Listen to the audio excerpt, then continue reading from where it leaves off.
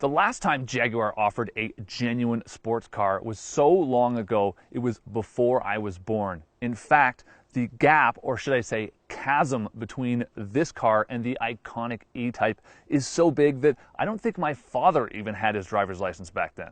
So it's not without a little skepticism that I'm here to drive the British brand's latest and appropriately named F-Type model. Now, is this going to be the Porsche rivaling revival of Jaguar sports cars, or is it just another pretender to the throne?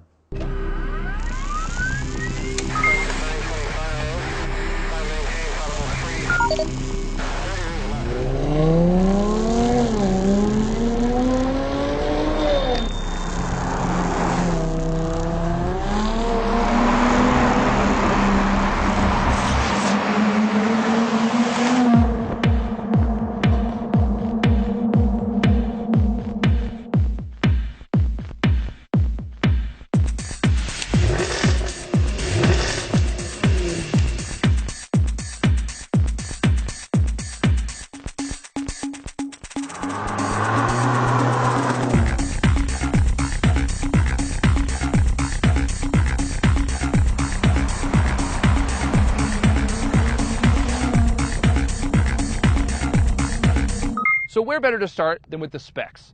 Open the unique clamshell hood of this car, and the base engine you will find under there is a supercharged 3-liter V6, making 340 horsepower. Upgrade to the F-Type S, and you get that same engine making 380 horsepower. Or if you want, get 495 horsepower from a blown 8-cylinder V8S model. Despite rumors of a manual gearbox in the pipes, currently only one transmission is offered, an 8-speed automatic. 0 to 60 times, respectively, are 5.1 seconds, 4.8 seconds, and an awesome 4.2 seconds. As for the all-important price, it starts at a very reasonable, for this kind of sports car, $69,000, with S models at $81,000 and the V8S priced at $92,000. Jaguar's chief designer is a man by the name of Ian Callum. Now, that name probably rings a bell, and there's a reason for that, because he's built a career designing pieces of sheet metal that are this beautiful. When an automaker lands a world-class designer like Callum, they listen to him. Even the engineers have to. Bowing to his will to make this car as visually clean as possible, there are no door handles sticking out. They're hidden. There's also no dramatic spoiler sticking off the back. In the case of function following form, this car's wing raises from the tail automatically at 60 miles an hour.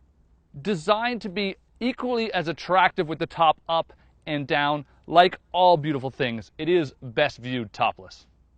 An interesting way to distinguish the V6 from V8 models is to look at the exhaust pipes. You get 2 center exit exhausts in the V6, whereas the Big Daddy V8 gets quad exhaust pipes with 2 on either side.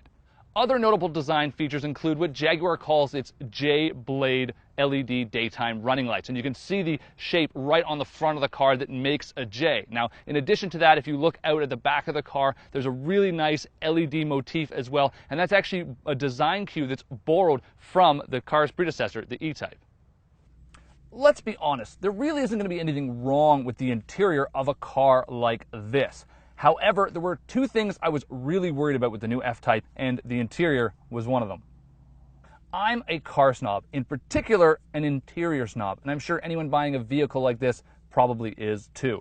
I'm happy to report then that some of the old style traits of previous Jaguars aren't here. For instance, that little rotary knob that rises up out of the center console to change the transmission gearing is finally gone. Sure, that was cool 10 years ago.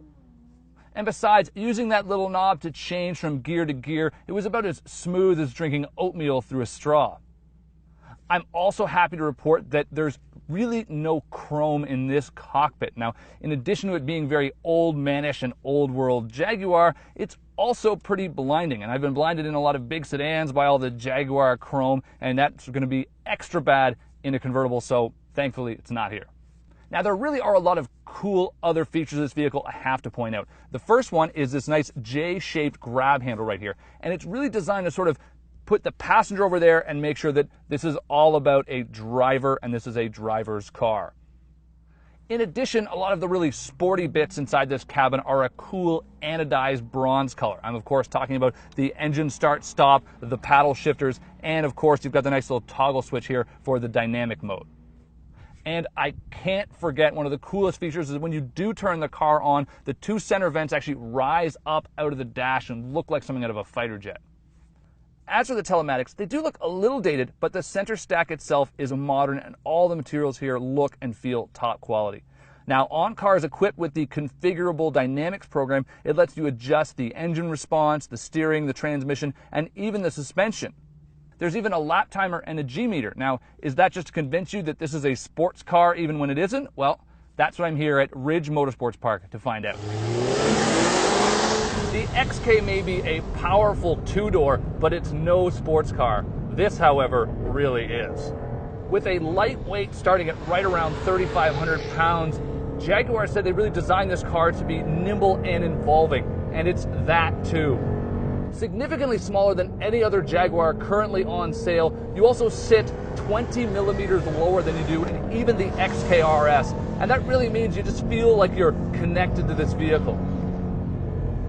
The hydraulic steering in this car is really great, and it's also really quick. Now, combine that with a short wheelbase, and you get a vehicle that just really wants to turn in. It's really maneuverable. The car's balance is also really remarkable. Now, part of the reason for that is the Jaguar actually went and put both the car's battery and the windshield wiper fluid in the trunk. Now, unfortunately, that also means there's not a whole lot of room for anything else back there. The F-Type is just awesomely fast, and it sounds outrageous. That's due in part to a sport exhaust system that comes standard on both the S and V8 S models. It's just really an amazing sounding machine. Now, the V6, for instance, sounds kind of like the Infiniti V6, which is actually a compliment, surprisingly, except with a bit more raspy popping to it. The V8, however, well, it just sounds absolutely nuts. And I'd say this car has officially been nominated for the best sounding car of the year. Earlier I mentioned two things I was worried about with this car.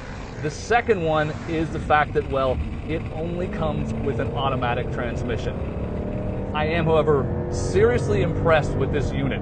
It's an 8-speed unit that's made by ZF, and it's actually appeared in quite a few other vehicles, but I swear this is the best version of it ever.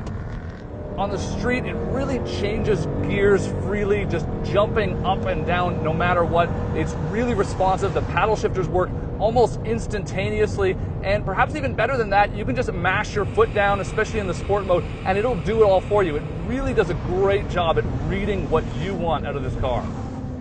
You know, the automatic transmission was the one thing I was convinced was going to kill this vehicle and make it not be a great sports car. And while, sure, I'd love to drive it with a stick, it is really spectacular just the way it is.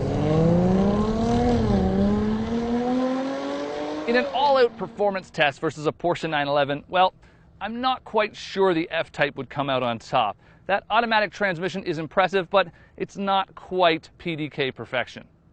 So, should you buy an F-Type over a Porsche? Well, if you're looking at a 911 Cabriolet, then I say, of course, it sounds awesome and it looks about 1,000 times better. 50 years out of the game, and the Jaguar sports car is back. For more on this review and others like it, visit autoguide.com.